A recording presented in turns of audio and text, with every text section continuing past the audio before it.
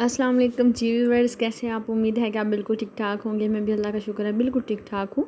आज आप लोगों को बड़े सादा तरीके से बड़े ही आसान तरीके से मैं आपको सिखाऊंगी कि किस तरीके से हम मटन कढ़ाई बनाएंगे घर पे।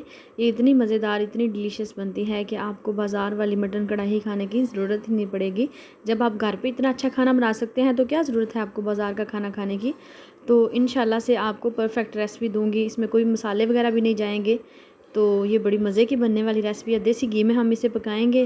बिस्मिल्लाहिर्रहमानिर्रहीम। सबसे पहले हमने फ्रीज़ हुआ गोश्त ले लिया है। ये हमने सेपरेट इसलिए है क्योंकि हमने इसे पहले से ही हाफ़ कुक किया था, क्योंकि कुर्बानी का गोश्त है उसे अगर स्टोर करना हो थोड़े अरसे के लिए तो उसे पहले थोड़ी देर के लिए कुक किया जाता है। उसके अंदर जो पानी है वो ड्राई किया जाता है। तो ये चंद इसमें चीज़ें जाएंगी जी।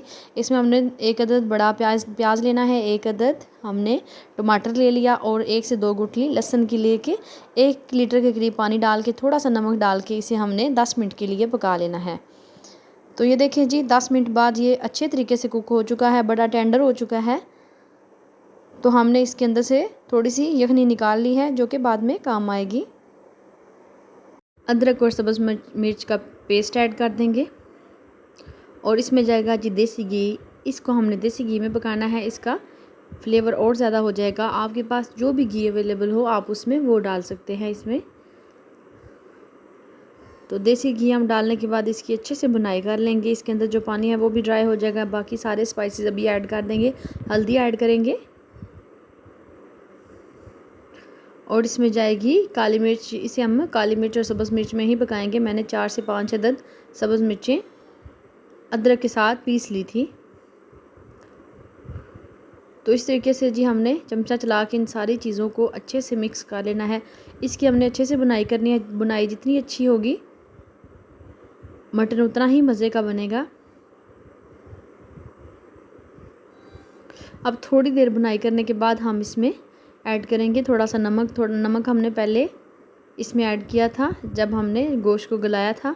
तो आपने नमक सेट कर लेना है, चेक करके ही आपने ऐड करना है दोबारा।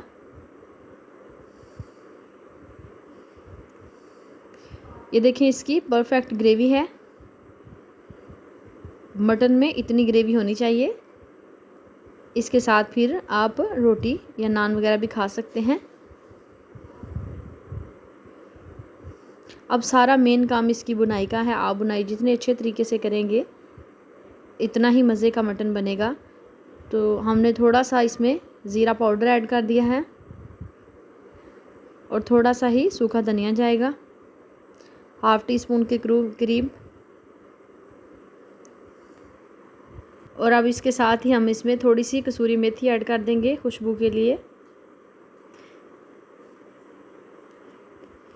बस इसमें यही वाले स्पाइसेस जाएंगे। आपने इसको अच्छे से भून लेना है। इसमें हम ना कोई दालचीनी, काली इलायची वगैरह कुछ भी ऐड नहीं करेंगे। इसका जेन्युइन सा फ्लेवर होगा इंशाल्लाह से। इसके अंदर से थोड़ी सी जो यखनी निकली थी वो हमने साइड पे रख ली है ताकि वो इसके साथ हम ऐड करेंगे।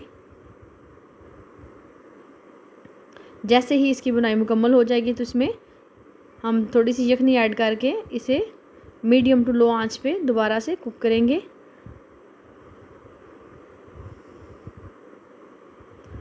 4 से 5 मिनट तक हम इसमें कुक कर लेंगे इस यखनी में। और इसके साथ जो फाइनल चीज़ जो रह गई है, जो कि हर खाने की जान होती है, सब्ज़ धनिया के साथ फ्लेवर बहुत अच्छा आता है।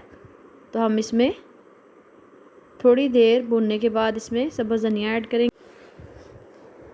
तो सब्ज़ धनिया ऐड करने के बाद हम थोड़ी देर के लिए इसे 1 से 1.5 मिनट तक और कुक कर लेंगे। तो ये है जी, इतनी ग्रेवी के साथ ये सालन हमारा बिल्कुल रेडी हो चुका है। ये मटन कढ़ाई बड़ी मज़े की है।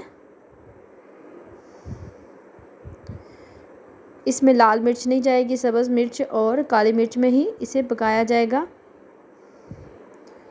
इंशाल्लाह से ये फ्लेवरफुल होगी।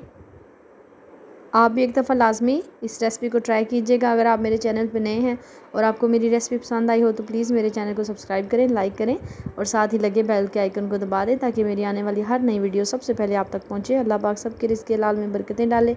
अल्लाह पाक कभी किसी को किसी का मोहताज ना करे। इस दुनिया में जितने बीमार हैं सबको शफ़ाए कुल्ली अता फ़रमाए और इस दुनिया में जितने बे औलाद हैं सबको नरीना नेक और सालिहा औलाद अता फ़रमाए।